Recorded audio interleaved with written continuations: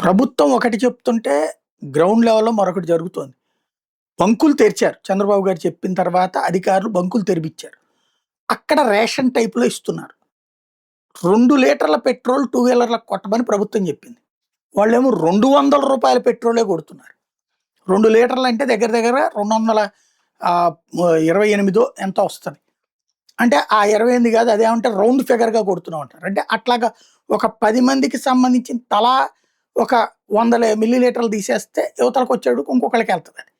అక్కడ బ్లాక్ అవుతది. ఇది నంబర్ 1. ఈవెన్ ఆటోలకి 5 లీటర్లకి మించి కొట్టటం లేదు. ఇటు పక్కన ఆహ్, ఏది కార్లకి 15 లీటర్లు ఇది. ఇక్కడి నుంచి ఓ 10 కిలోమీటర్లు ఎళ్ళిన ఒక 25, 50 కిలోమీటర్లు ఎళ్ళాక మళ్ళీ కొట్టించుకోవాలి. అక్కడ లేకపోతే ఏంటనేదే భయం.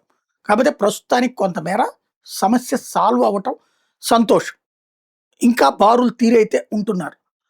ఆహ్, దాన్ని ఎంత తొందరగా సెటిల్ చేస్తే అంత బెటరు. 2, 3 రోజులు పడతదని ప్రభుత్వం చెప్తోంది.